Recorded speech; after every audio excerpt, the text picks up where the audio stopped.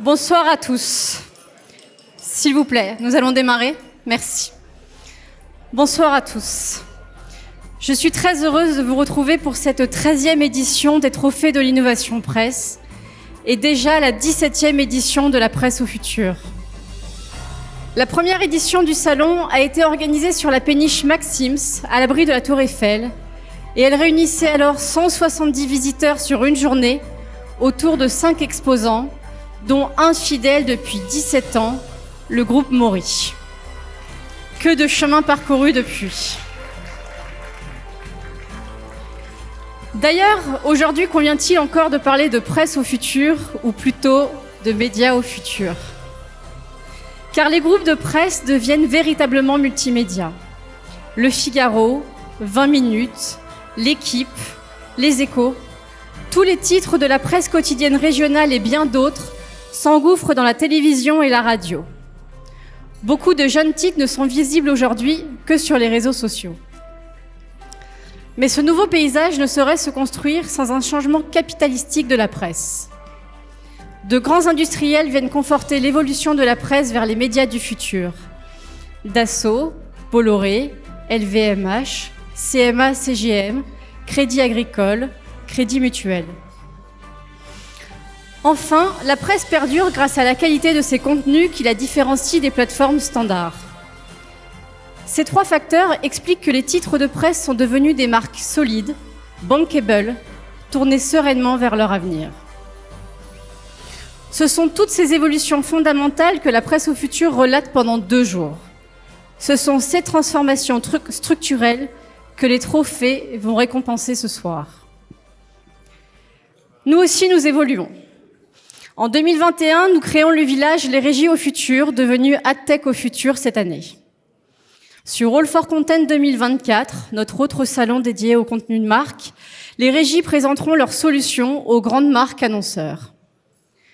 Ce dispositif est complété utilement par la création d'une régie exclusive pour les clés de la presse, puisqu'en 2024, 4 magazines et 2 newsletters par semaine où les régies auront la possibilité de s'adresser directement aux marques annonceurs paraîtront. Mais revenons à ce soir. S'il vous plaît, merci.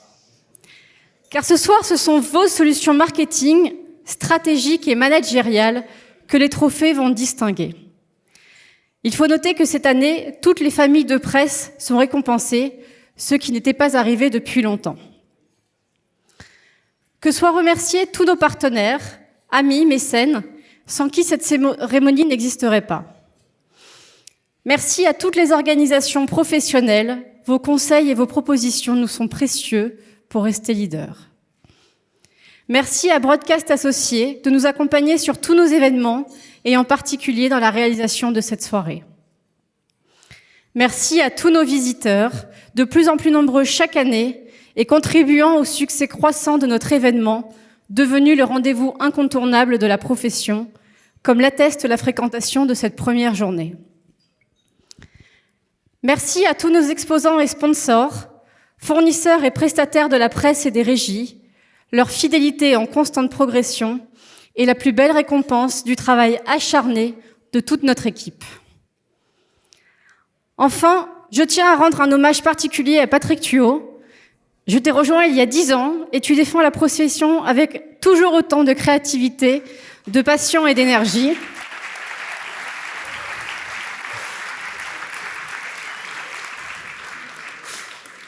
Merci de permettre à notre filière de se développer et pas uniquement celle de la presse.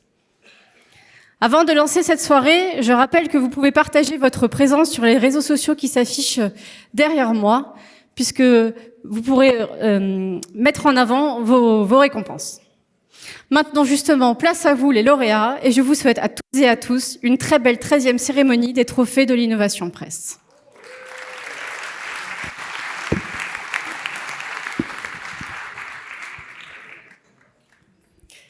Donc nous allons démarrer avec la première catégorie. Il s'agit du lancement print de l'année. Et pour remettre ce prix, j'appelle à mes côtés Léonce Antoine Després, président directeur général de l'imprimerie Léonce Després.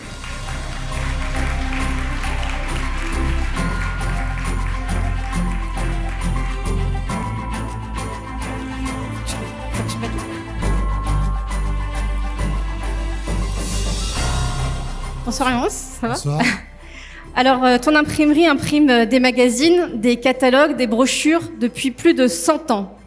Oui. Tu es donc toujours là contre vents et marées. Oui, je fais une cure de jouvence. Tu défends une industrie moderne et innovante et tu œuvres pour la responsabilité écologique. Est-ce que tu peux nous dire quelles sont les actions que tu mènes? Alors, les actions qu'on mène sur l'écologie, en fait, depuis trop longtemps, on laisse croire que le digital est beaucoup plus écologique que le print. Et nous, on essaie de se battre dans l'imprimerie pour montrer que la presse, en particulier, et l'imprimerie en général, on a beaucoup développé des process de RSE, sans le nommer RSE. On est tous quasiment imprimeurs aujourd'hui, Imprime Vert depuis quasiment 20 ans, ISO 14001, on fait beaucoup de choses, on recycle tout ce qu'on a, le papier, les plaques. Maintenant, on a des encres quasiment sans hydrocarbures. Donc, on travaille dans ce sens et à communiquer auprès des lecteurs pour qu'ils se mettent à lire du papier plutôt que du digital, quoi. Voilà. Bah, du coup, on espère que ça va continuer dans ce sens. Ouais. Et si vous souhaitez connaître tous les secrets de fabrication d'un magazine, n'hésitez pas à aller répondre au quiz sur LinkedIn de la page d'imprimerie Léonce Després. Donc, pendant qu'on va te donner l'enveloppe, je vais vous révéler quels étaient les nommés de cette catégorie. Il s'agissait de Diverto, Harper's Bazaar et la Tribune Dimanche. Et donc, c'est bon, j'y vais. Donc, le gagnant est la Tribune du Dimanche. Et pour recevoir ce prix, j'appelle Jean-Christophe Tortora, président de la Tribune, représenté par Tatiana de Franqueville, directrice générale. Bonsoir, félicitations. Alors je vais vous inviter juste à vous mettre... Voilà, pardon, merci. Alors la Tribune Dimanche a été lancée en 80 jours seulement. Le premier numéro est sorti le 8 octobre. Il a été tiré à 120 000 exemplaires qui ont été épuisés en une journée. Vous avez augmenté les tirages pour les prochains numéros. Et une diffusion payante a été mise en place avec une campagne d'abonnement et une diffusion numérique dès le samedi soir.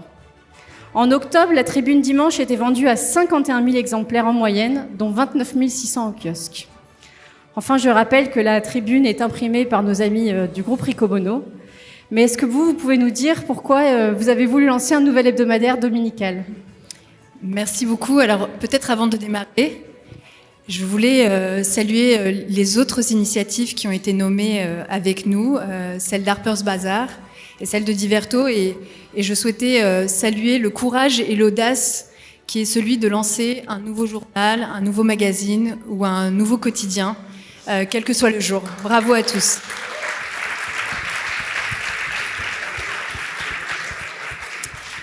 Alors, certains ont fait le tour du monde en 80 jours.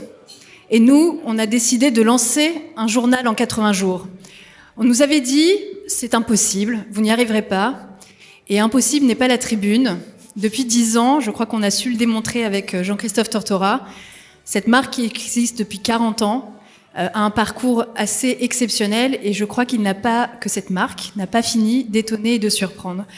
Alors moi, je voulais saluer l'audace, le courage des rédactions qui nous ont rejoints pour ce pari industriel absolument fabuleux qu'il a fallu monter très rapidement, qu'on n'aurait pas pu faire sans tous les industriels, tous les partenaires qui nous ont accompagnés. Je pense aux imprimeurs, je pense aux distributeurs, je pense évidemment aux dépositaires, aux diffuseurs, aux marchands de journaux, toute la filière qui nous a accompagnés, bien sûr ceux qui nous ont aidés à fabriquer la maquette. Ça a été un pari fou, avec une vitalité, une énergie qui était assez incroyable et qu'on n'attendait pas. Alors finalement, ça nous remet dans notre rôle de média.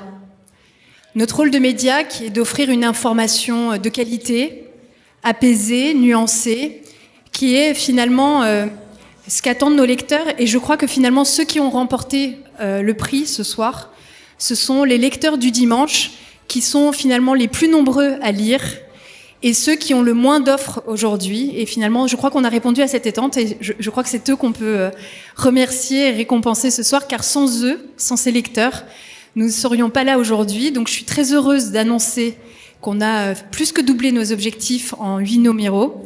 Et c'est un vrai défi. Donc je souhaite remercier évidemment toutes les équipes de la Tribune, nos partenaires encore une fois, et bien sûr Jean-Christophe Tortora qui n'est pas là, qui est un entrepreneur innovant, audacieux et dont on est très fiers d'accompagner chaque jour la trajectoire.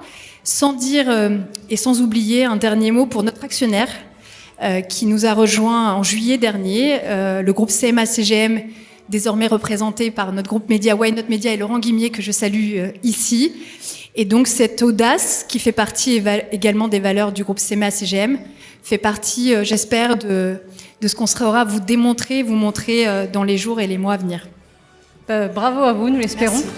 Donc je vais vous inviter à immortaliser le moment avec une photo, avec tous les deux. Alors, avant de passer à la deuxième catégorie, je tiens juste à vous rappeler le déroulé de la soirée. Il y a quelques remises de trophées. Ensuite, vous dégusterez l'entrée. C'est à cette occasion que vous aurez le loisir de parler entre vous. Donc, je vous demanderai juste de respecter un petit peu les prises de parole sur scène, s'il vous plaît. Merci pour eux. Donc, pour remettre la deuxième catégorie, j'appelle Jean-Claude Lebon, consultant éditeur chez RIP Consulting, pour remettre donc la meilleure déclinaison multimédia digitale. Tatiana ? Bonsoir Dorothée. Bonsoir.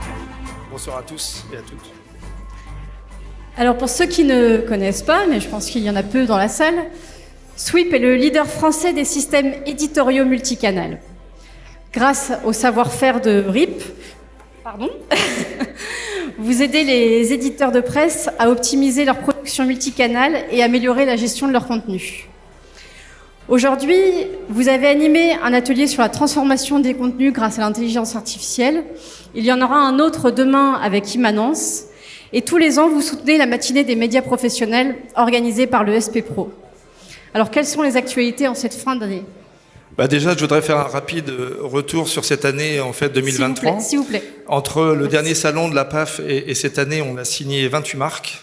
Donc, ce qui conforte la position de Sweep comme le leader de la presse magazine et de la presse professionnelle, avec plus de 300 publications et plus de 60 éditeurs aujourd'hui. Donc, je voudrais profiter de l'occasion pour les saluer leur fidélité, et c'est important pour nous, effectivement, de continuer à développer. On a eu beaucoup de contacts aujourd'hui sur le salon, on en aura, je pense, aussi demain.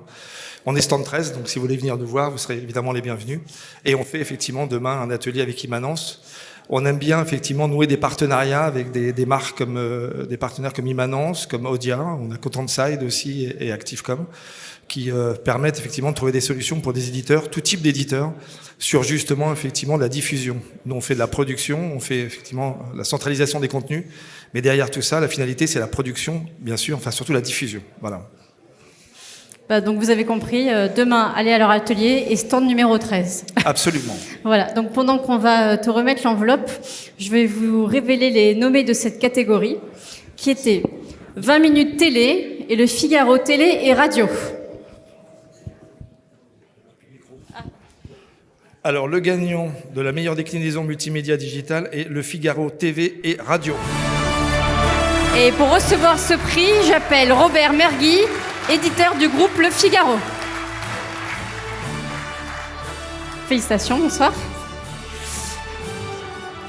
Je vous invite juste à aller par ici, s'il vous plaît. Et s'il vous plaît, est-ce que vous pourriez juste respecter un petit peu les lauréats ? Merci. Alors, avec cette innovation, vous êtes la preuve que l'on ne parle plus de presse, mais de médias, puisque donc vous avez lancé une chaîne télé Île-de-France et une station radio. Grâce à ça, vous complétez votre offre numérique déjà très étendue. Alors, pouvez-vous nous dire pourquoi un titre de presse historique tel que le vôtre a eu envie de s'inscrire dans une stratégie multicanale ? Alors, bonsoir à tous et merci pour cette récompense. Historique, vous l'avez dit, parce que Le Figaro est la plus ancienne marque de presse, médias aussi, probablement, puisque en 2026, on va fêter nos 200 ans. Donc je pense que c'est assez exceptionnel, et dans cet environnement de fragmentation de la consommation, naturellement nous avons opté pour nous mettre en conformité avec la manière dont les Français consomment les médias, et développer cette chaîne et cette radio avec une conviction profonde, c'est que nous avons des contenus qui sont je pense, des contenus de qualité, en tout cas des équipes journalistiques qui sont de tout premier plan. Et notre objectif est d'aller les disséminer, ces contenus, sur l'ensemble des médias possibles et imaginables. Donc c'est d'avoir la plus large diffusion en profitant des différents canaux qui nous sont accessibles, possibles. Si vous permettez, je peux faire venir la directrice de l'antenne de la télé, parce que tout le mérite lui en revient. Je vous en prie. C'est elle qui a lancé, qui nous a rejoints il y a quelques mois et qui a fait un travail formidable. Donc Barbara Christen, si tu veux bien nous rejoindre.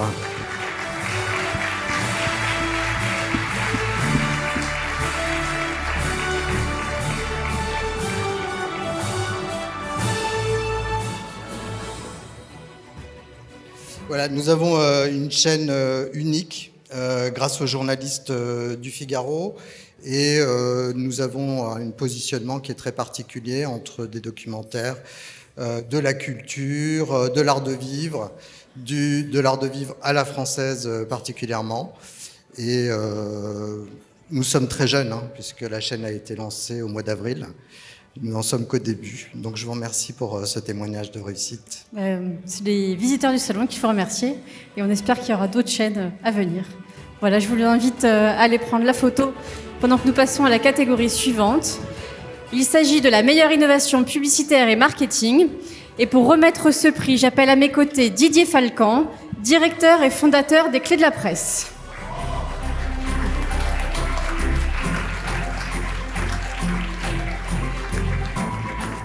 Bonsoir Didier. Bonsoir Dorothée. Alors, on dit que les investissements publicitaires se portaient mal en 2023, mais pourtant on ressent un certain dynamisme dans la presse. La preuve avec l'étude menée par l'ACPM et Kantar qui a été publiée la semaine dernière et qui indiquait que la presse reste un média incontournable. Pendant les 2 jours du salon, nous avons de nombreuses sessions qui sont dédiées à l'intelligence artificielle, à la diversification de la presse vers la télévision, ce qui montre quand même donc justement ce fameux dynamisme. Donc selon toi, en tant qu'expert, comment se porte le secteur et quelles sont les perspectives 2024 ? Alors heureusement que tu as fait une petite introduction positive, parce que si je répondais directement, je peux plomber la soirée directement. Des diffusions en baisse, des recettes publicitaires en baisse, du prix du papier qui augmente, des rentabilités qui baissent, donc effectivement, ça pourrait être compliqué. Bon, d'un autre côté, heureusement, si les diffusions baissent globalement, il y a quand même pas mal de groupes, de titres, qui s'en sortent plutôt bien, y compris sur la vente au numéro. Il y avait la hausse du prix du papier n'empêche pas les innovations. Il y a un éditeur qui me racontait il n'y a pas longtemps, de toute façon, faut le prendre en compte, on ne va pas arrêter d'innover, il suffit de l'intégrer dans les modèles économiques. Et là, on a bien vu sur la sélection, la présélection des lancements, il y a quand même des innovations, Diverto, Tribune Dimanche, Harper's Bazaar, et il y en a eu d'autres. Si les recettes publicitaires sont en baisse, il y a quand même des groupes qui se portent plutôt bien. Tout à l'heure, sur la dépêche du Midi disait que depuis qu'ils sont passés de régie en agence de com, en positionnement, ils ont une croissance des recettes publicitaires. 366 disait la même chose sur la régie. Donc effectivement, on voit quand même malgré tout qu'il y a du positif. Il y a le digital. Le digital, ça fait des audiences qui sont les plus importantes qu'on ait jamais connues. Il y a quand même des titres qui sont entre 20 et 30 millions de visiteurs uniques par mois. Il y a 10 ans, ou quand j'ai commencé au Figaro il y a 30 ans, on avait quelques millions de lecteurs simplement, donc ça progresse quand même pas mal. Puis il faut parler de diversification, on a vu tout à l'heure de l'événementiel, etc. Donc effectivement, oui, je pense que 2024, c'est aussi un petit événement qui va se passer quand même l'été prochain à Paris, qui peut booster aussi les choses. Il y a les élections européennes, des élections aux États-Unis, retour de Trump ou pas, etc. Donc il y a de quoi raconter pour les médias. Donc non, la presse, on ne va pas la conjuguer au passé, mais je préfère la presse au futur, c'est mieux. Nous aussi. Merci pour cette analyse. Donc pendant qu'on va te remettre l'enveloppe, je vais donc rappeler les lauréats de cette catégorie qui étaient au nombre de 4. Il y avait Bayard Média Développement, une régie publicitaire responsable. CMI lance sur TikTok une offre d'éditorialisation vidéo de la marque Elle. M Publicité et son offre vidéo intégrée. et Prisma Media Solutions et la vidéo.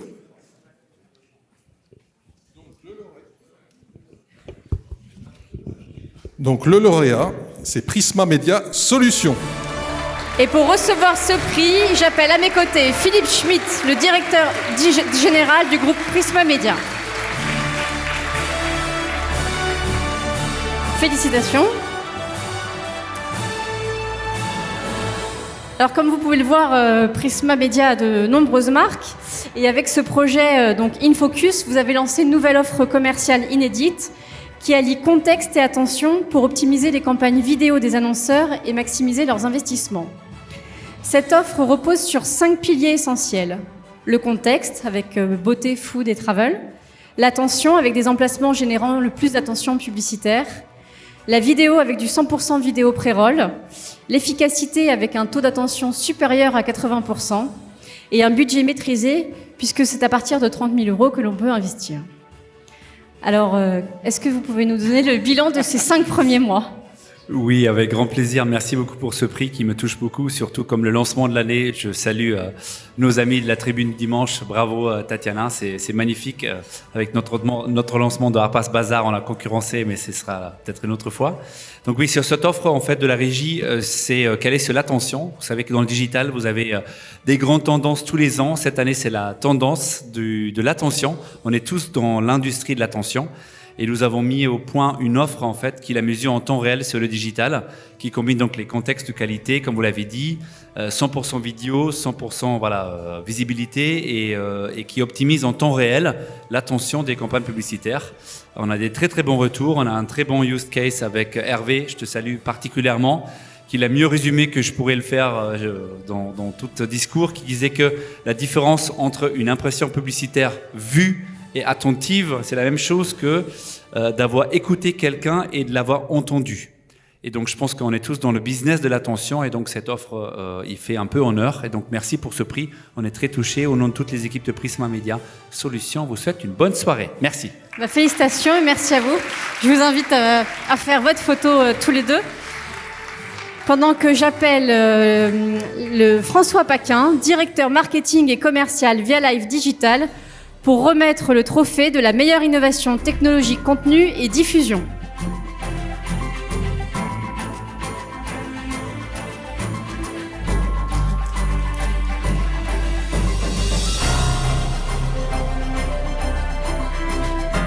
Bonsoir Dorothée. Bonsoir François. Alors avec Via Life, vous accompagnez depuis plus de 20 ans les éditeurs dans leur transformation digitale. Et aujourd'hui, votre ambition est de proposer une nouvelle expérience de consommation de la presse. Pour cela, vous avez lancé un kit mobilité pour permettre aux lecteurs une nouvelle façon d'écouter les contenus en toute liberté. Quel est l'intérêt pour l'éditeur d'aller dans ce sens ? D'abord, je suis ravi d'être présent parmi vous. Et en effet, c'est la première fois qu'on remet un trophée au sein de la presse au futur. Et on espère pas la dernière. Voilà, et pas la dernière, en effet. Je voudrais commencer par saluer les deux fondateurs du groupe Via Life, Vincent Marraine et Maxime Baudin, qui portent cette innovation et cette dynamisation de la presse au format numérique depuis leur création du groupe. En effet, Via Life Digital, donc c'est toute l'entité digitale qui va aller dynamiser cette presse et la porter dans des endroits où le papier peut pas aller. Donc typiquement ce kit mobilité, donc on a développé une nouvelle, il y a 3-4 ans, une nouvelle liseuse qui permet déjà en fait aux abonnés recrutés sur la plateforme viapresse.com, mais également aux éditeurs de pouvoir retrouver la version numérique, en mode PDF, en mode article classique, mais surtout en audio. On maîtrise toute la techno, c'est du machine learning. Et cet audio n'a pas vocation à rester immobile dans une application ou sur desktop, mais d'aller vraiment le porter vers les voitures connectées. Donc aujourd'hui, un abonné sur ViaPresse, par exemple, peut retrouver pour certains titres déjà la version audio dans les voitures, sur CarPlay et Android Auto. Et aujourd'hui, cette techno, on la met à disposition des éditeurs de telle sorte en fait que leurs titres, que vos titres, vous puissiez les retrouver également dans les voitures connectées. Et l'enjeu, en fait, c'est vraiment de nouer des partenariats avec les constructeurs automobiles pour aller vraiment la porter le plus loin possible, et puis surtout permettre à des lecteurs de consommer leur passion, de lire leur passion, enfin d'écouter leur passion, les contenus correspondant à leur passion, leur envie, leur centre d'intérêt, là où ils se trouvent. Voilà. Une nouvelle preuve que la presse tend vers les médias au futur. Très bien. On va vous remettre l'enveloppe. Pendant que je vous révèle donc les nommés de cette 4e catégorie, qui étaient Beaux-Arts Magazine augmente sa réalité. Elle entre dans le web 3.0 et la Dépêche du Midi qui renforce son offre audio. Le lauréat est Beaux-Arts Magazine. Et pour recevoir ce prix, j'appelle Jean-Baptiste Costa de Beauregard, directeur général adjoint de Beaux-Arts Magazine. Félicitations, bonsoir. Alors, comme on peut le voir à l'écran, l'enquête du numéro du mois de mai explorait l'univers des nouvelles technologies et de l'art. Pour l'occasion, vous avez créé une toute nouvelle expérience, puisque grâce à un QR code qui était présent sur la couverture et qui révélait alors 6 nouvelles couvertures, vous propulsez le lecteur dans un monde vertigineux où imaginaire et histoire de l'art se trouvent augmentés par la technologie. Cela a été créé avec l'outil d'intelligence artificielle Midjourney et concocté par les équipes de Snapchat. Et ce numéro tourne son regard vers le futur de la presse. Mais je vous laisse nous en dire plus vous-même. Merci beaucoup. Merci. C'est une belle année pour nous pour recevoir ce prix, parce que c'est les 40 ans de Beaux-Arts Magazine cette année. Donc ça tombe extrêmement bien. Et d'ailleurs, à cette occasion, on fait un numéro qui fait écho à la presse au futur, parce qu'on parle de l'art au futur, l'art en 2063, dans 40 ans, que je vous invite à lire. De Beaux-Arts Magazine, c'est le premier mensuel culturel français qui bénéficie vraiment de l'effervescence culturelle très très active à Paris et en France, et qui est maintenant au sein d'un groupe diversifié avec d'autres médias comme Le Quotidien de l'Art, qui est le média professionnel du secteur, Geste, qui est un trimestriel sur les métiers d'art, et puis plusieurs métiers de diversification dans des services, notamment de conseil en stratégie pour le secteur culturel, d'événementiel professionnel. On peut dire qu'on fait l'équivalent de la presse au futur pour le monde des musées, par exemple, qui s'appelle le CITEM. Donc on a vraiment développé toutes ces activités-là qui sont portées par la marque Beaux-Arts et par le magazine. Et pour vous dire 2 mots effectivement sur cette innovation, c'est une histoire que j'aime bien parce que c'est une innovation qui vient vraiment de la rédaction. S'il vous plaît. Et absolument pas de la direction. C'est pas une direction numérique qui a dit il faut qu'on bosse avec Snapchat, faisons quelque chose. C'est la rédaction en préparant ce dossier sur les bouleversements de l'intelligence artificielle, des NFT dans le monde de l'art, est allé rencontrer les acteurs du numérique, dont Snapchat, et ensemble, ils ont eu cette idée de créer une expérience de réalité augmentée sur la couverture, qui s'est, on va dire, dédoublée avec une deuxième innovation qui était la création avec Midjourney, qui est un de ces logiciels de création d'images par intelligence artificielle, de l'image de couverture. Ce qui, pour Beaux-Arts magazine d'art, était totalement inédit, choquant pour certains même, parce qu'on met normalement en couverture que des œuvres d'art créées par des artistes avec leurs mains.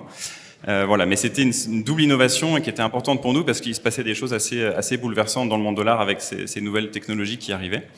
Et qui a très bien fonctionné. C'est un numéro qui s'est très bien vendu. Snapchat était très content de l'audience qu'ils ont pu développer grâce à ça. C'était l'occasion pour Beaux-Arts de se lancer sur Snapchat et donc d'aller chercher aussi des audiences qui ne connaissaient évidemment pas le principe d'un magazine papier et encore moins la marque Beaux-Arts. Donc c'était vraiment intéressant pour nous. Et ça couronne ces 40 années d'existence et ça s'inscrit, pour la diversification dont j'ai parlé, dans la suite d'un prix qu'on avait reçu ici en 2018 sur l'innovation managériale. Et donc toute cette diversification qui commençait à l'époque a très bien continué et s'achève et continue avec cette innovation-là. Donc merci beaucoup pour ce prix, merci à tous pour cette récompense. On espère vous revoir avant 5 ans du coup. Absolument. Merci à vous, je vous invite à prendre la photo. Et je vais vraiment vous demander s'il vous plaît de respecter le silence, c'est le dernier trophée avant l'entrée. Merci. Donc pour cette catégorie, il n'y a pas de sponsor puisqu'en fait ce n'est pas un éditeur que l'on récompense. Donc c'est moi-même qui vais remettre le prix à Mathieu Prévost, responsable environnement et animateur national d'Imprime Vert, pour le meilleur outil environnemental innovant pour la presse et innovation, Climate Calc.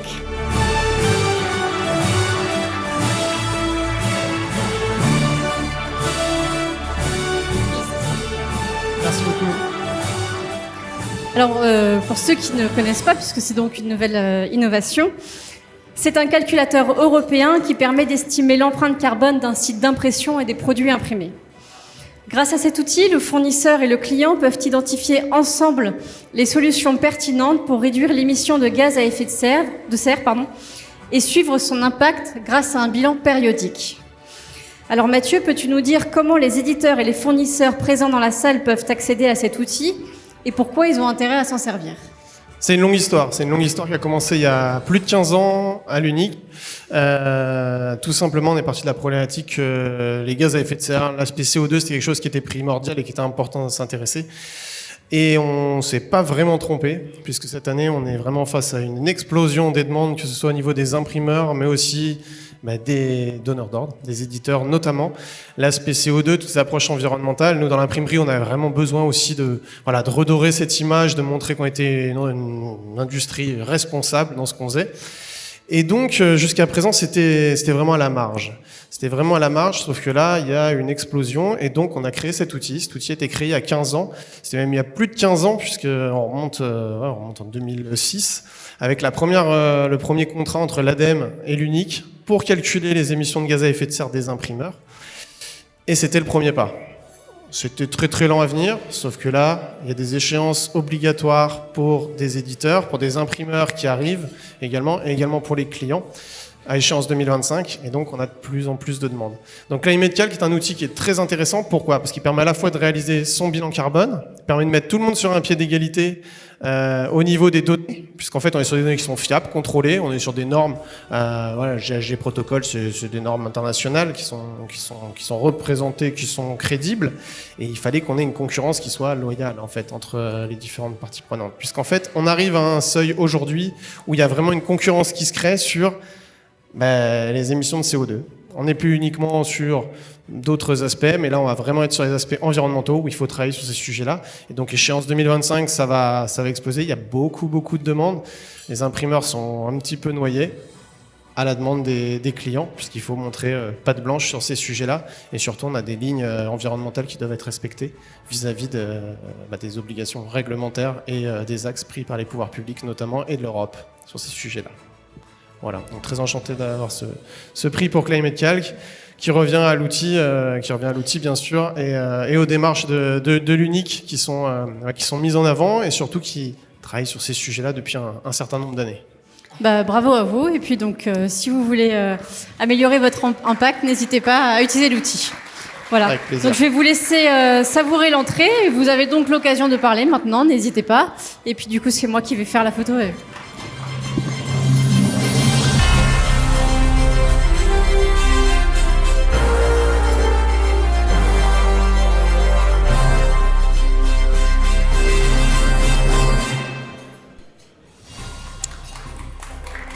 Merci.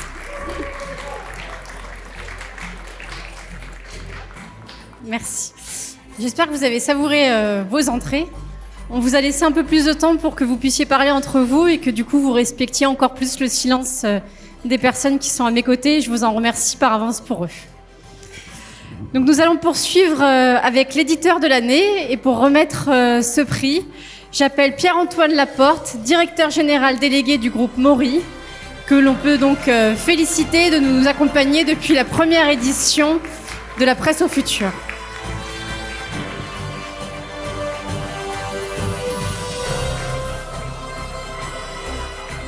Bonsoir Pierre-Antoine, ravi de vous revoir à mes côtés.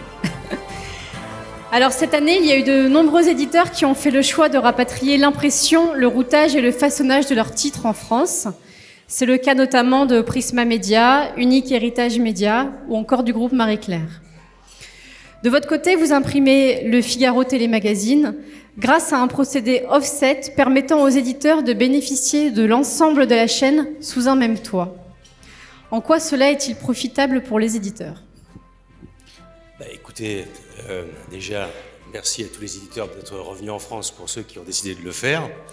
Et évidemment de nous permettre de profiter de ce travail depuis nos usines. L'intérêt effectivement d'avoir tout sous un même toit, bien effectivement, c'est de ne pas avoir de papier qui se promène d'une usine d'impression vers du façonnage.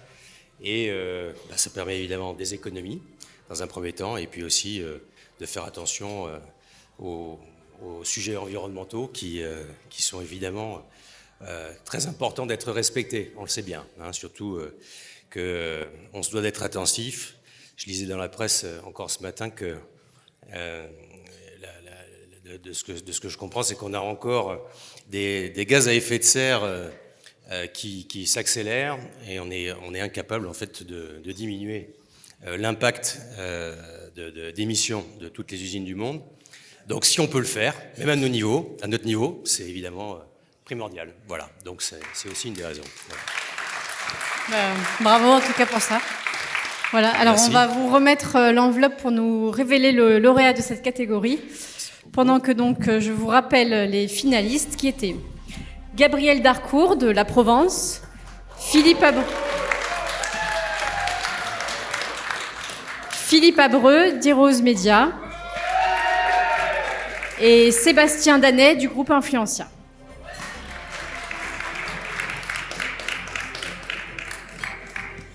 Et donc l'éditeur de l'année est Philippe Abreu. Donc j'appelle Philippe Abreu, président directeur général du groupe Heroes Media. Je vous en prie, on va vous remettre le micro. Voilà, le micro. Merci. Alors vous avez débuté comme délégué commercial dans un dépôt de presse à Vesoul. Vous avez été administrateur de Prestalis et gravi tous les échelons de la profession au sein des plus grands titres de presse. Bayard Presse, Le Figaro, Groupe Paris Turf. En 2020, vous fondez Heroes Media avec François Tauriac et Vincent Ham autour de 4 entités et 10 titres sur la moto, l'automobile, les montres et les voyages, comme nous pouvons le voir à l'écran. En 2023, vous rachetez VSD avec l'ambition de transformer le journal sans le changer. Alors, pouvez-vous nous expliquer les raisons de ce rachat ?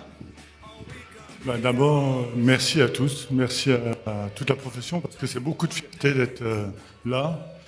Et je ne peux pas prendre la parole sans remercier les équipes, parce que moi, je suis simplement celui qui transmet le témoin et qui fait avancer les choses. Et il y a des rédactions extraordinaires. On a mis en place quelque chose avec des vraies valeurs, avec une vraie mission qu'on s'est donnée d'avancer. Donc merci à vous, les rédactions, merci à vous, les équipes. Vraiment un travail extraordinaire. Et merci à mes 2 associés, mes 2 amis, sans qui je ne serais pas là. Une expertise avec François Tauriac sur la rédaction extraordinaire, où on va. Et avec Vincent Ham, j'irai sur la partie commerciale, où c'est un plaisir, j'irai de travailler ensemble. Voilà. Donc on avance étape par étape. On aime bien faire les choses avec beaucoup d'exigences sur l'éditorial, beaucoup d'exigences sur le commercial, et d'avoir, parce qu'on représente au milieu de tout ce parterre d'éditeurs importants, on est un petit éditeur indépendant, et on avance, je dirais, avec aussi une indépendance financière pour faire les choses, je dirais, avec de certaines rentabilités.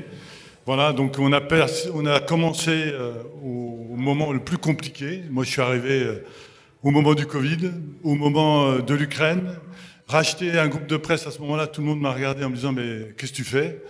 Et on avance, on a lancé 2 titres, dont un titre comme montre aujourd'hui qui a des résultats extraordinaires.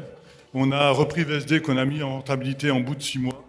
Et on a dans quelques heures quelques petites annonces d'un petit hebdomadaire, je dirais avec quelques 90 000 de diffusion, quelques dizaines de millions de pages vues.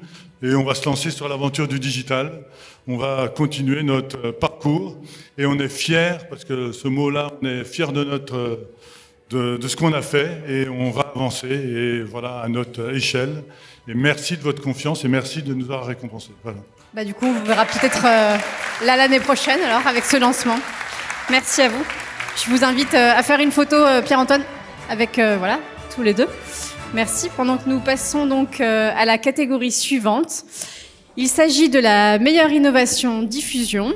Et pour remettre ce prix, j'appelle Alessandro Massi, Chief Digital Officer du groupe TBS.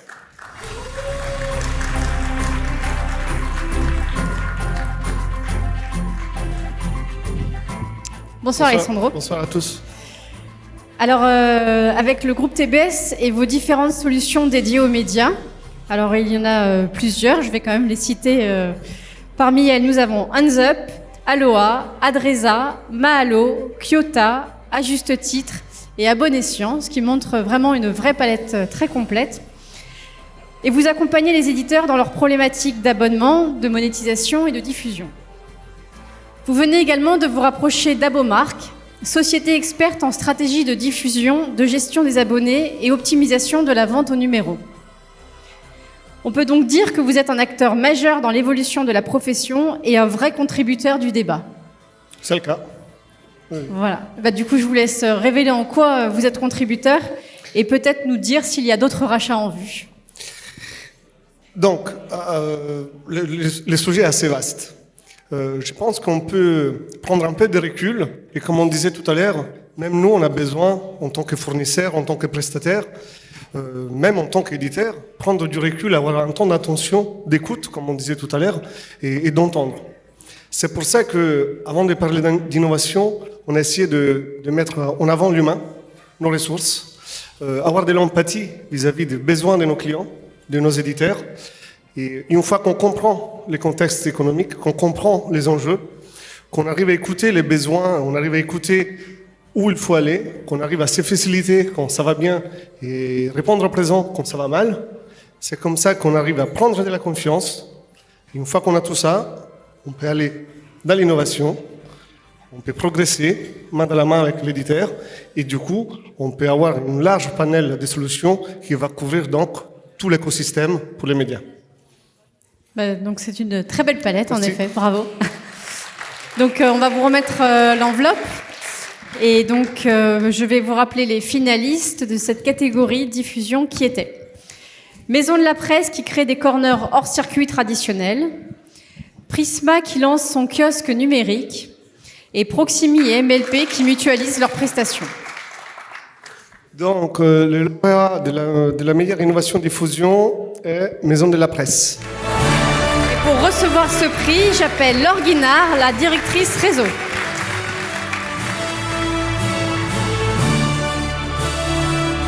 Bonsoir, félicitations.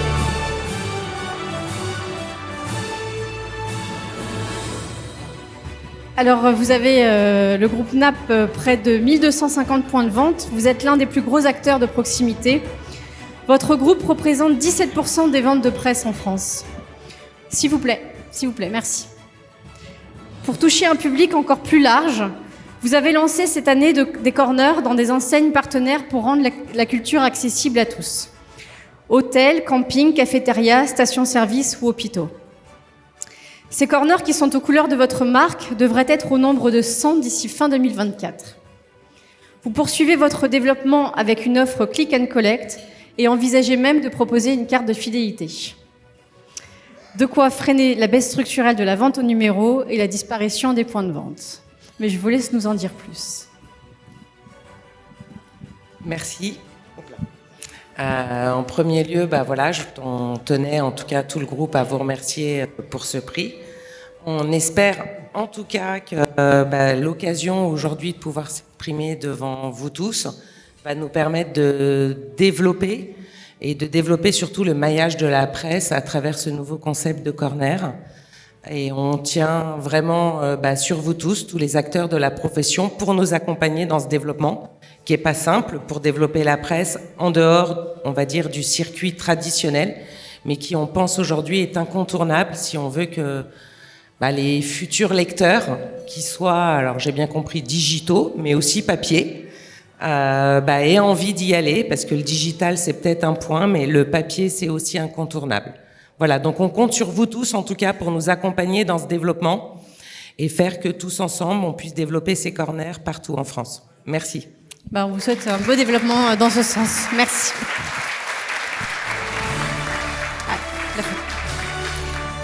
Donc nous allons passer à la prochaine catégorie. Il s'agit de la meilleure campagne de communication et de promotion. Et pour remettre ce trophée, j'appelle Pierre Barky, président directeur général de Barky.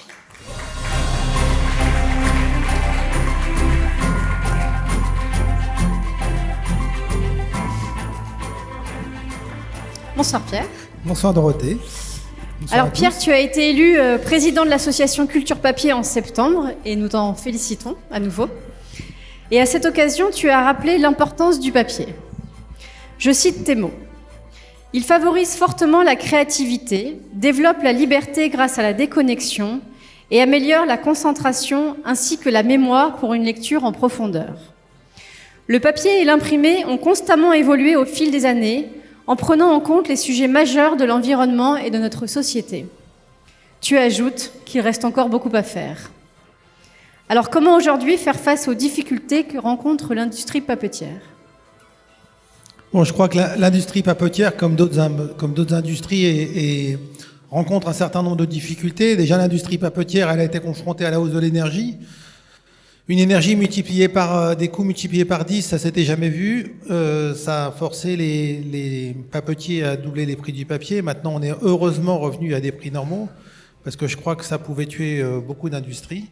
C'est-à-dire qu'on a, que ce soit les éditeurs de livres, les éditeurs de presse, ont été obligés d'accepter ces prix contraints et forcés, et c'était malsain pour beaucoup.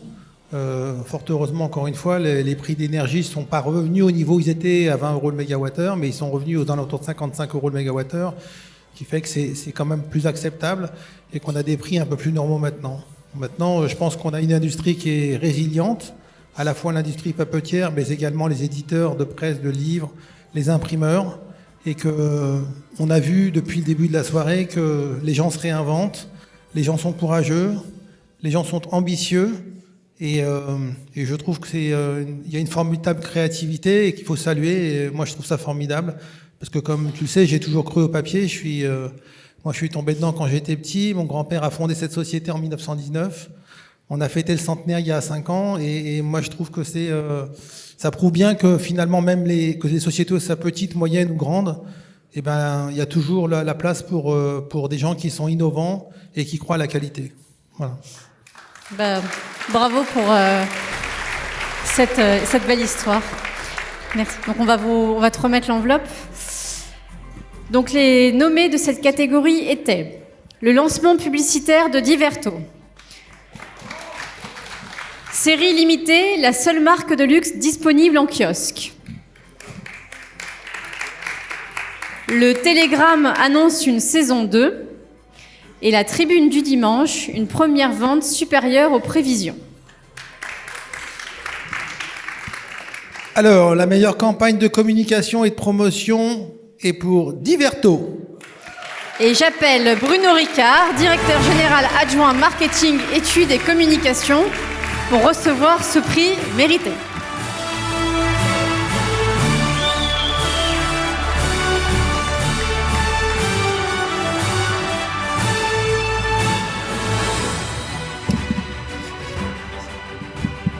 Félicitations. Alors l'an dernier, avec donc 366 Communities, vous avez présenté en avant-première le lancement de Diverto à l'occasion d'un déjeuner VIP pendant le salon. Et le moins qu'on puisse dire, c'est que vous n'avez pas lésiné sur les moyens publicitaires. Une soirée de lancement inédite, de la publicité print, digitale, de la radio, la télévision, les réseaux sociaux. L'objectif de 8 millions de vues uniques en moyenne a été atteint, puisque l'étude Kantar menée auprès de 1500 personnes annonçait donc une notoriété de 15%. Est-ce que vous savourez votre succès ? Oui, on le savoure avec l'éditeur, bien sûr. On est très content parce que c'est rare, on a une régie, et c'est la régie publicitaire qui a coordonné l'ensemble de la communication grand public de lancement de Diverto, qui est aujourd'hui le premier magazine européen, quand même. Donc on était très content de cette réussite-là. C'était une campagne de communication compliquée, parce qu'elle était multilocale et qu'il a fallu la faire avec de gros enjeux de fidélisation des lecteurs de la PQR. Donc on est évidemment très content d'avoir pu réussir ça, et puis passer le relais à toute l'équipe éditoriale et industrielle de Diverto. Moi, je voulais juste dire un petit mot quand même sur les régies, puisque on est appelé en tant que régie aussi. Les régies, c'est important, c'est ce qui donne aussi souvent la marge des entreprises de presse. Bravo Philippe pour Prisma, c'était très bien. Et donc voilà, je voulais aussi rebondir sur. J'ai une table qui m'a mis la pression sur des trucs qu'il fallait que je dise. Donc je rebondis sur les propos de Didier Falcan, qui disait qu'on pouvait faire de la croissance aujourd'hui en presse. Et c'est vrai que avec Diverto, mais pas seulement avec Diverto, 366 va faire presque 20% de croissance cette année. Et donc je salue à la fois toutes les équipes commerciales de 366, les éditeurs qui ont eu le courage, le cran de lancer Diverto, ce qui n'était pas un pari évident, et l'équipe commerciale de Diverto, qui a réussi quand même la première année et même le premier mois à mettre Diverto comme leader de ses familles de presse avec 40% de part de marché publicitaire. Donc voilà, on est très contents. Bravo pour cette belle croissance. Merci. Je vais vous laisser faire une photo tous les deux, pendant que nous passons à la prochaine catégorie. Il s'agit du meilleur lancement média sur les réseaux sociaux. Et pour remettre ce prix, Sébastien Danet s'excuse. Donc je vais directement vous dévoiler les finalistes qui étaient Le Journal, Légende, Lou et Souki. Donc du coup, il n'y a pas d'enveloppe. Donc j'appelle pour recevoir ce prix. Le gagnant est Lou, du coup. Excusez-moi. Et donc j'appelle Clémence Mayani, rédactrice en chef. Merci beaucoup Dorothée. Bonsoir, Merci félicitations, beaucoup. vous avez un deuxième micro si vous souhaitez. Merci beaucoup Alors Dorothée. voilà, pour ceux qui ne connaissent pas, donc vous pouvez découvrir Lou en images. C'est un nouveau média 100% vidéo lancé par Néo qui s'adresse aux mères et futures mères présentes sur les réseaux sociaux. Un média gratuit, financé par la publicité et les partenariats, qui propose 1 à 3 contenus par jour avec des portraits, des interviews, des tutos, des reportages autour de l'actualité, la culture, le divertissement, la santé notamment.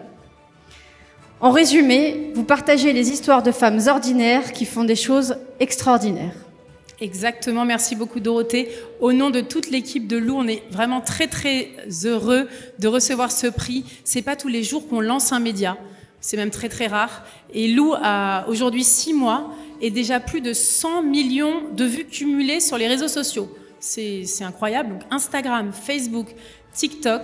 Lou, c'est un média féminin généraliste qui s'adresse à toutes les femmes et particulièrement aux mères ou futures mamans. Du coup, Dorothée, est-ce que tu es abonnée à Lou ? Du coup, oui, je me suis abonnée. Je t'invite d'ailleurs à voir une vidéo sur l'accouchement sans péridurale, qui a très très bien marché. Lou, c'est donc ce média est vraiment positif et bienveillant. On a envie de faire du bien aux femmes.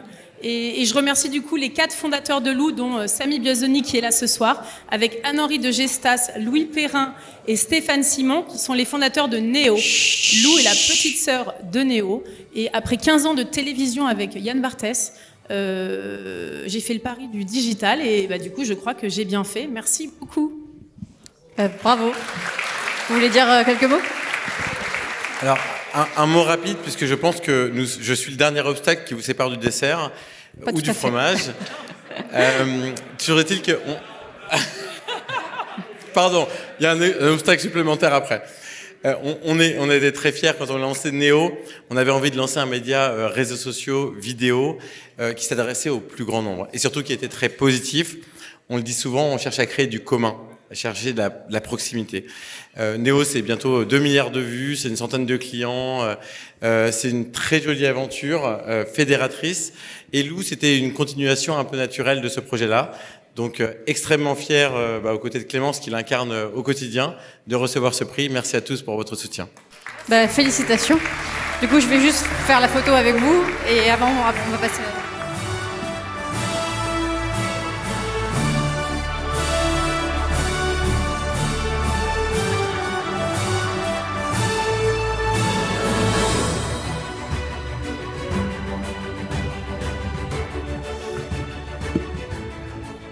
Alors, il reste effectivement un obstacle avant le plat, donc ensuite vous pourrez à nouveau discuter entre vous.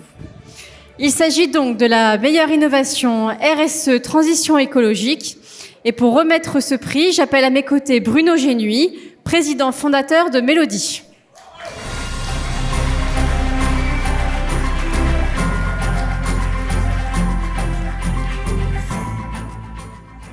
Bonsoir Bruno, ravi de t'accueillir à nouveau à mes côtés ce soir. Alors avec Mélodie, vous facilitez la gestion des contenus, vous proposez de créer différentes versions d'un article, vous permettez facilement l'intégration des publicités et vous offrez un service de kiosque électronique pour assurer la diffusion des titres aux abonnés, le tout dans une interface simple et avec un outil collaboratif et évolutif.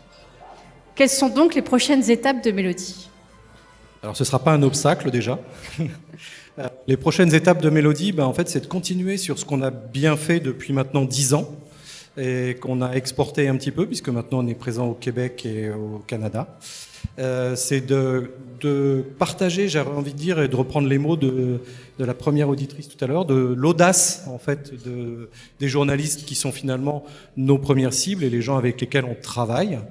Nous, on veut effectivement leur amener un maximum de technologie, tout en leur simplifiant toujours plus leur travail et surtout les accompagner sur leur lieu de vie pour leur éviter d'avoir à rencontrer d'autres obstacles pour l'exercice de leur métier. Bravo alors. Bravo pour ça. Donc le dernier obstacle avant le dessert, d'ouvrir l'enveloppe. Avant le plat, pardon. Le dessert, ce sera pour après, mais je peux revenir pour... Les nommés étaient la CPM, la presse s'engage pour l'environnement, Nord Littoral, le recyclage de journaux lus, et Sud-Ouest, lutte contre le changement climatique. Et donc le vainqueur est Nord Littoral. J'appelle Daniel Picot, directeur général délégué de Rossel France et directeur général de La Voix du Nord, Éric Lepers, directeur général du groupe Nord Littoral et du groupe Le Messager.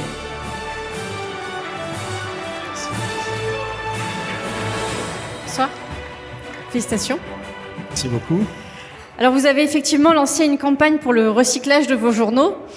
Et pour ça, vous avez, grâce à un magnète qui était posé sur la boîte aux lettres de vos lecteurs, permis aux colporteurs de récupérer le journal de la veille. Cela permettait donc à ce journal de lui donner une seconde vie.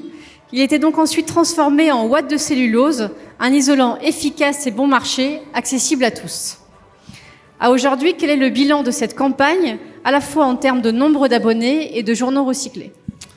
Alors merci tout d'abord pour ce prix. C'est mon premier trophée, alors je vais en prendre soin.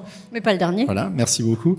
Alors je voudrais quand même le partager parce que ce projet, comme tant d'autres, n'est rien s'il n'est pas collectif. Et pour le coup, l'idée ne vient pas de moi. L'idée a été d'abord générée par la supply chain du groupe Rossel et par son directeur, Pierre Sed, et impulsée par Clément qui est à mes côtés, qui en a piloté tous les enjeux opérationnels et qui a donc articulé avec toutes les équipes de Nord Littoral, que ce soit marketing, journalistes, que ce soit également tout le réseau de distributeurs, de vendeurs colporteurs de presse, de dépositaires, la mise en œuvre. Et aujourd'hui, oui, c'est une réussite, puisque Nord Littoral, et c'est le sens même du projet, est un incubateur de projets de talent au sein du groupe Rossel, et on a pu démultiplier les expériences dans le groupe La Voix, et donc déployer ce projet sur l'ensemble du territoire des Hauts-de-France. Aujourd'hui, 47 000 lecteurs jouent quotidiennement ce jeu du recyclage et de la remise de journaux, 170 vendeurs colporteurs de presse également, et nous collectons de manière récurrente entre 10 et 15 000 journaux par collecte. Donc c'est un projet à envergure RSE. Il était évidemment important pour nos entreprises de s'inscrire dans ces enjeux sociétaux, dans la valeur que doivent représenter nos entreprises locales et hyper locales sur nos territoires. Donc voilà, je suis très heureux, très fier, très heureux de le partager avec toi, Clément. Merci pour tout ce que tu nous as apporté et merci à vous et surtout bonne fin d'obstacle. Bravo à vous. Je vous invite à faire la photo et je vais vous laisser donc déguster le plat.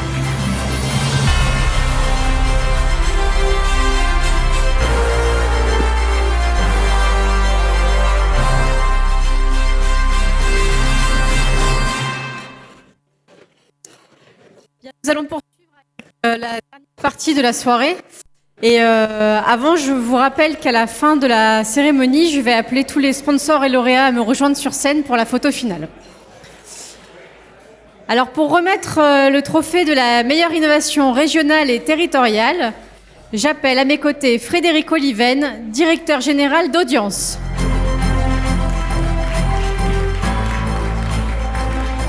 Bonsoir. Voilà.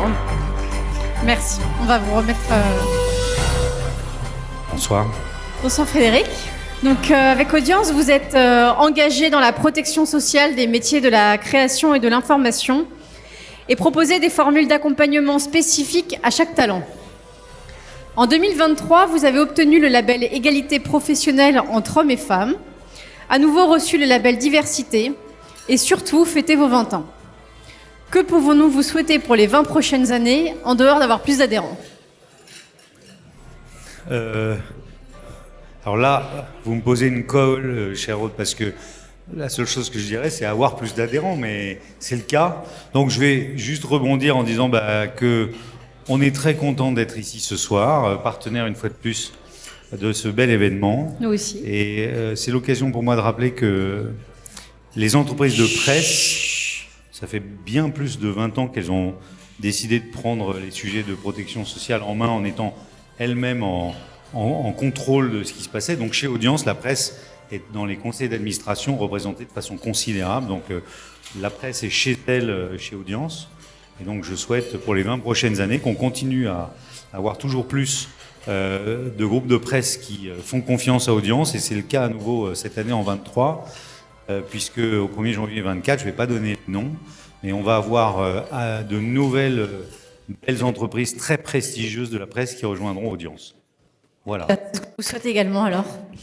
Donc on va vous remettre l'enveloppe pendant que je vous révèle donc les nommés de cette catégorie qui étaient l'Essentiel, le Figaro Marseille et la Provence. Et le lauréat est le Figaro. Et j'appelle à mes côtés à nouveau Robert Mergui, éditeur du groupe Le Figaro. Félicitations.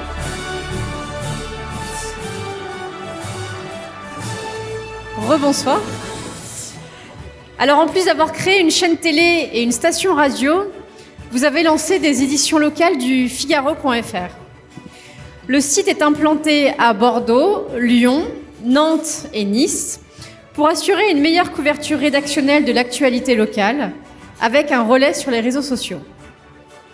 Une verticale régionale dirigée par Marion Joseph et renforçant la volonté de croissance de l'audience du Figaro avec 22 millions de vues uniques en novembre. Un projet qui ne s'arrête pas là, puisque je crois que vous allez également arriver à Marseille et peut-être même à Strasbourg, Lille et Toulouse. Merci. Alors, c'est trop d'honneur pour moi, parce que je ne suis que l'éditeur.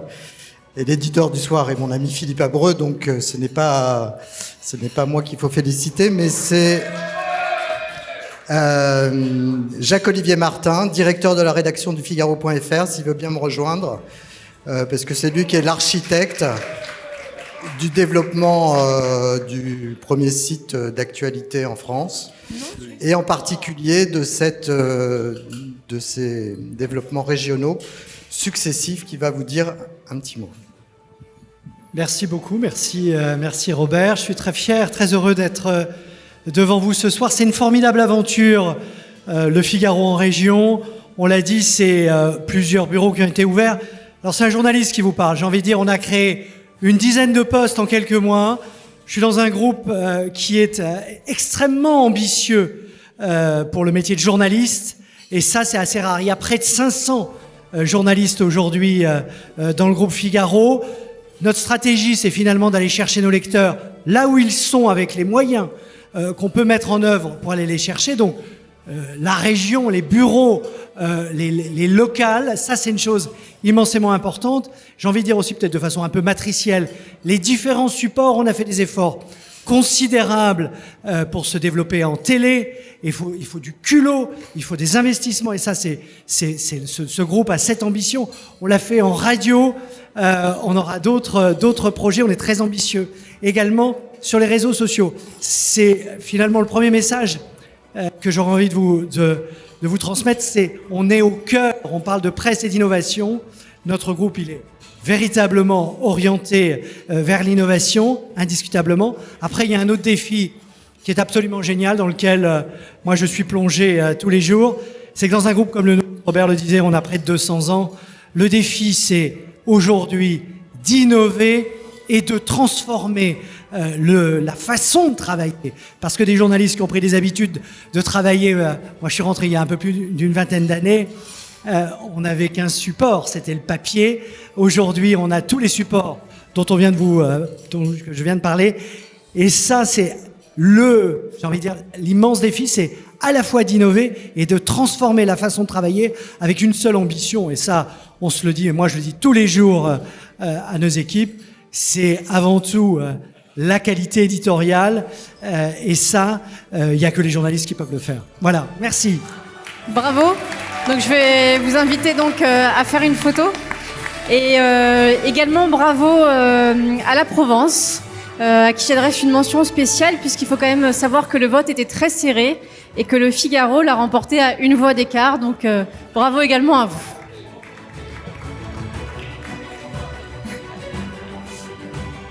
Il faut inciter à voter encore plus l'année prochaine.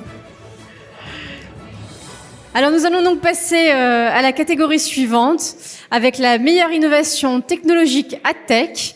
Et pour remettre ce prix, j'appelle à mes côtés Fabrice Gauthier, président directeur général de Broadcast Associés. Et vous pouvez l'applaudir.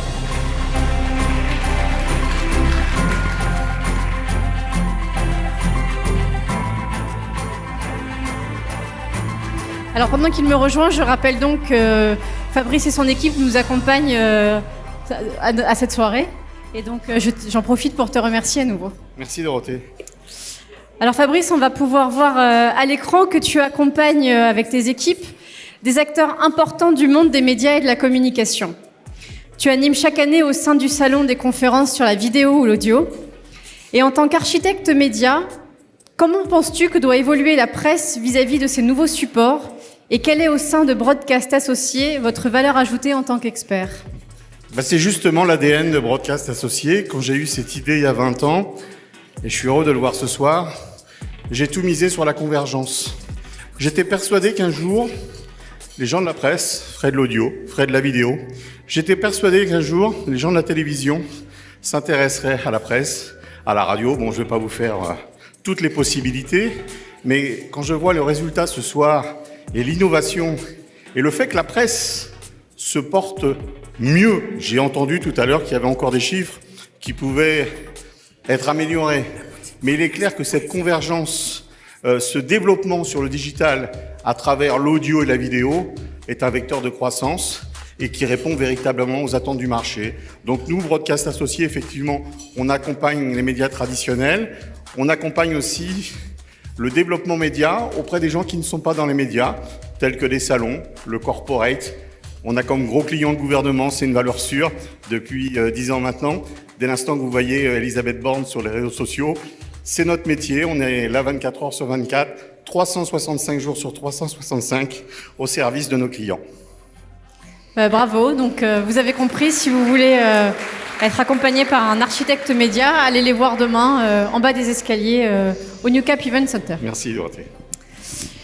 Donc les finalistes étaient 20 minutes se positionne sur le jeu, Cosmopolitan voit rouge, et la régie publicitaire des Échos du Parisien Média qui double ses revenus publicitaires data avec Sonar.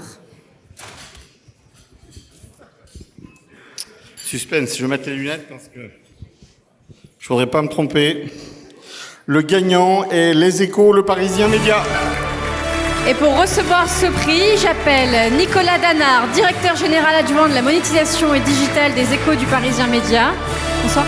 Et Violette Chaumier, Chief Data Officer du groupe Les Échos le Parisien. Et en fait, non, vous êtes toutes. Félicitations. Alors avec Sonar, vous avez proposé un écosystème d'activation publicitaire 100% first party data pour faire face aux évolutions réglementaires et à la fin des cookies tiers. Une stratégie triplement gagnante. Des publicités plus adaptées pour le lecteur, une meilleure segmentation pour l'éditeur et une performance améliorée pour l'annonceur. Au final, un premier bilan réussi puisque vous avez eu 100% des segments qui sont en first party, 57% d'augmentation du budget par campagne et une hausse de 26% de taux de clic et un gain de 25% de nouveaux annonceurs. Bravo pour ce beau bilan, mais je vous laisse nous en dire plus. Bon, mais merci beaucoup. Vous avez rappelé tous les KPI de performance, donc je serai très très brève là-dessus. En fait, la récompense qui s'adresse à Sonar et à cette offre-là aujourd'hui, c'est ce qui représente en fait la qualité de nos contenus. C'est une offre de ciblage sémantique, donc qui porte sur l'ensemble de nos marques médias. On s'appelle le groupe Les Échos Le Parisien, mais on a en réalité environ 8 médias. Et donc voilà, ce qu'on récompense aujourd'hui, c'est notre capacité à cibler tous nos lecteurs sur ces différents environnements, puisque près d'un Français sur deux, se rend sur nos sites chaque mois. Donc on a à la fois du volume et de la qualité, et c'est ce que vous récompensez avec ce prix. Voilà, merci beaucoup. Bravo à vous. Je vous laisse aller faire votre photo. Pendant que nous passons donc à l'avant-dernier prix de cette soirée, donc je vous demande vraiment, s'il vous plaît, de respecter le silence. Donc pour remettre le coup de cœur de la presse au futur, j'appelle Hubert Pédurand, vice-président de l'UNIC.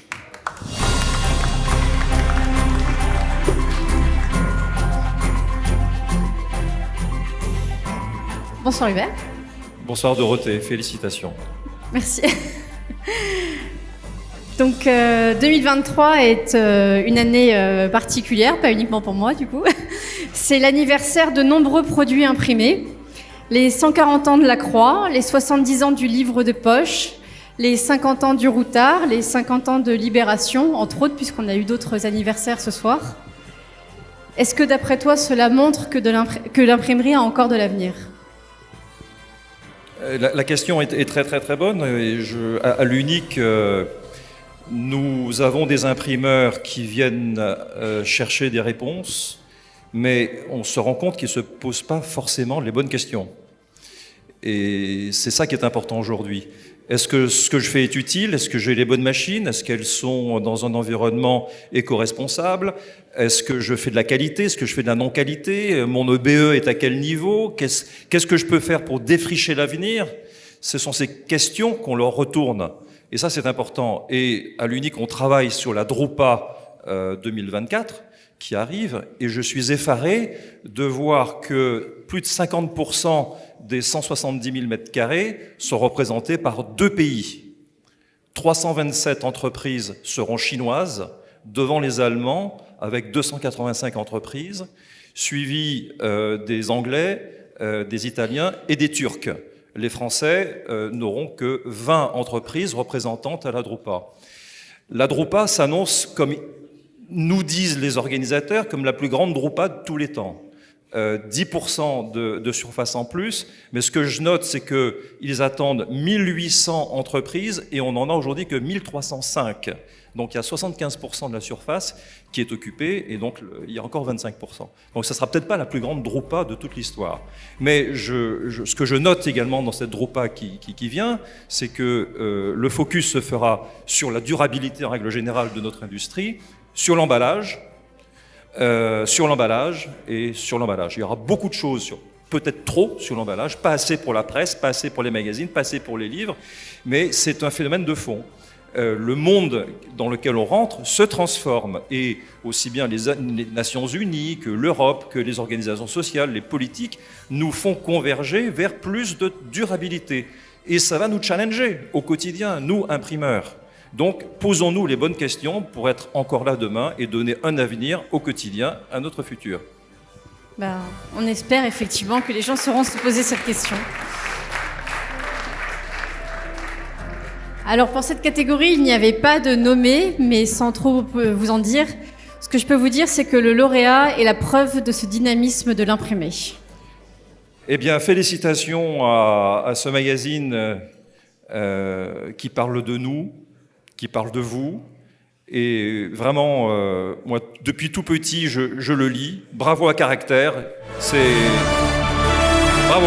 Et pour recevoir ce prix, j'appelle donc Guillaume Prudent, co-directeur et rédacteur en chef, et Thierry Négri, co-directeur de Caractère.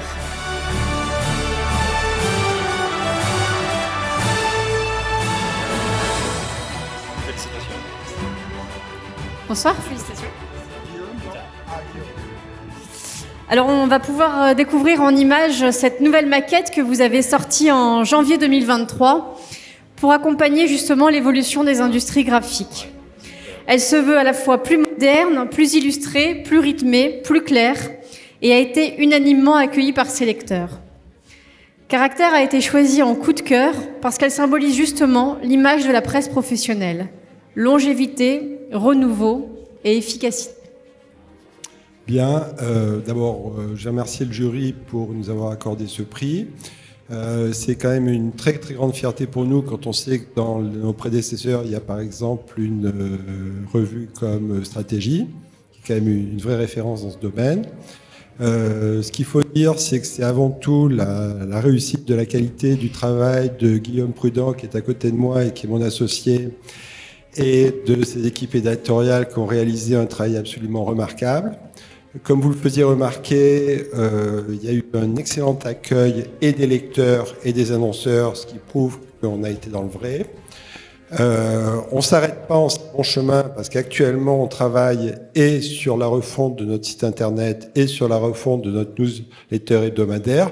Je rappelle que nous avons une newsletter hebdomadaire à laquelle tout le monde peut s'inscrire. Donc si vous souhaitez vous inscrire à la newsletter de Caractère, n'hésitez pas.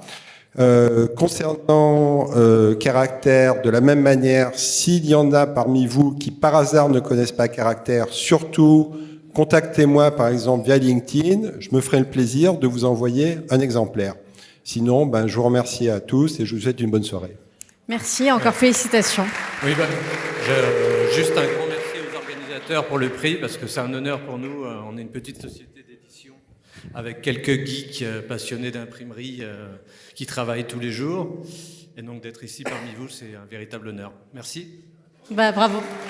Je vous laisse faire votre photo. Pendant que j'annonce donc le dernier prix de cette soirée. Il s'agit donc du stratège de l'année. Et pour remettre ce prix, je n'appelle pas Wilfried Souchet, le directeur de Recobono Imprimeur, mais j'appelle également Loïc Ledeuf et Jérôme Manson.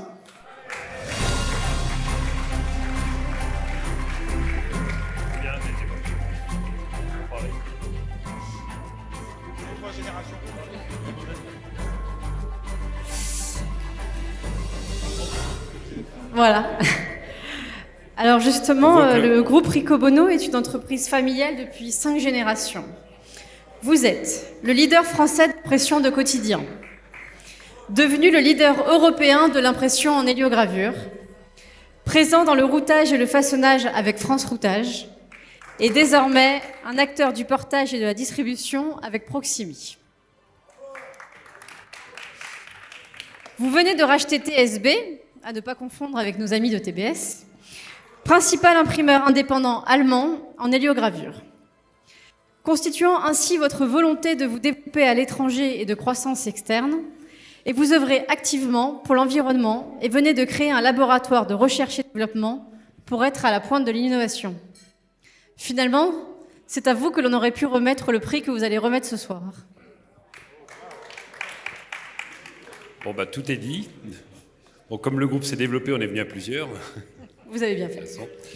On pourrait dire que si...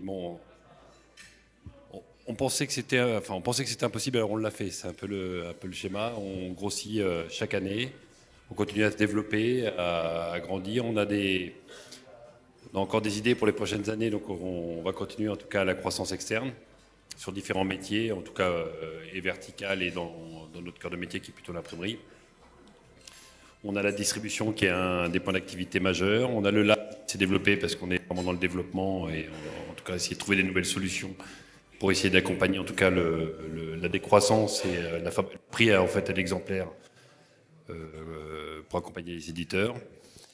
Donc on suit. En tout cas, on est ravis de donner le prix du stratège de l'année, en tout cas au sein du groupe Recobono, et d'être ici encore ce soir. Et on remercie nos clients et nos collaborateurs. Nous vous souhaitons un beau développement du coup. Voilà.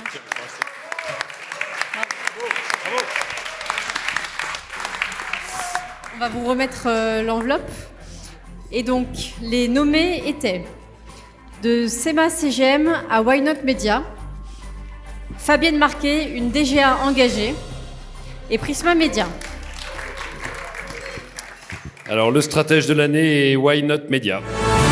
Et j'appelle donc à mes côtés Laurent Guimier, directeur de Why Not Media, Gabriel Darcourt, directeur général de La Provence, et Jean-Christophe Tortora, président de la Tribune, représenté par Tatiana qui apparemment est partie, donc elle ne sera pas. Elle a déjà reçu un prix. Donc voilà. Mais à vous deux. Merci beaucoup. Merci infiniment. Alors pendant que Gabriel nous rejoint, on va vous laisser aussi prendre la parole avec le micro si vous le souhaitez. Votre groupe, qui a été créé en janvier 2021, connaît une stratégie sans faute depuis sa création. Cela a commencé par le rachat de La Provence et de Corse Matin pour 80 millions d'euros.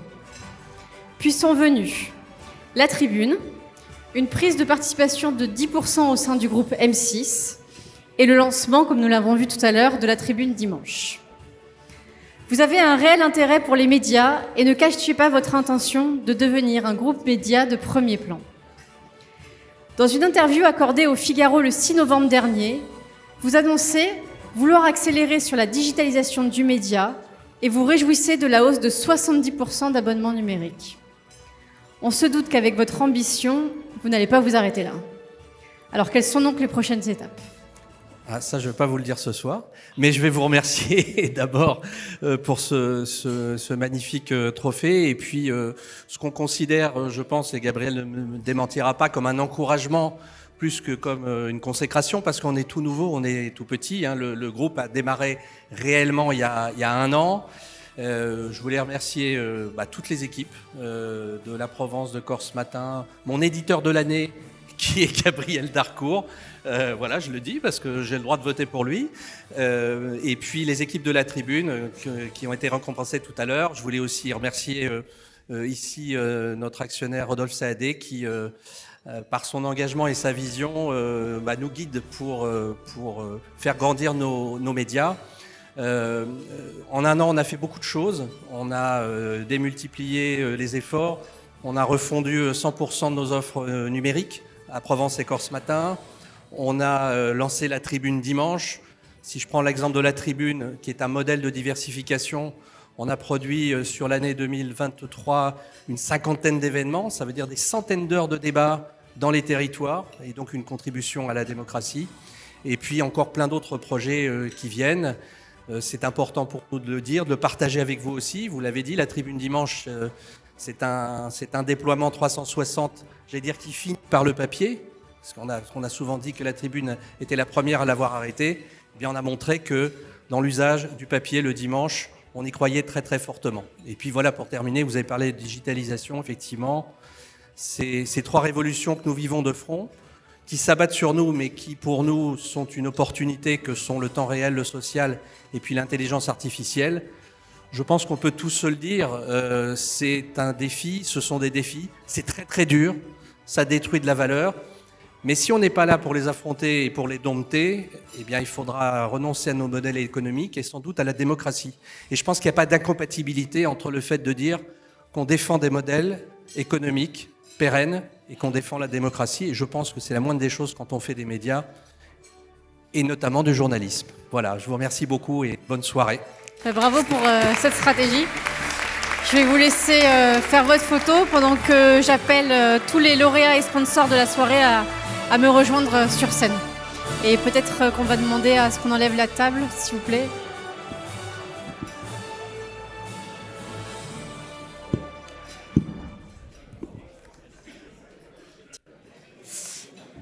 Donc,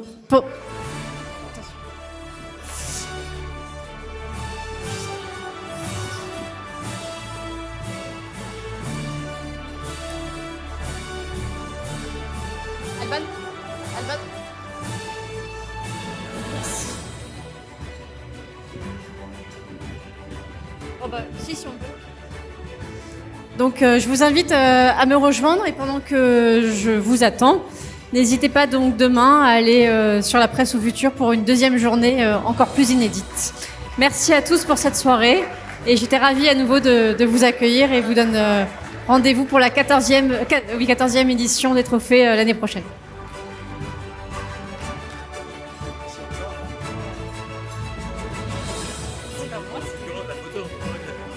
Direct avec le dessert. Oui. Ouais, le temps de la danse.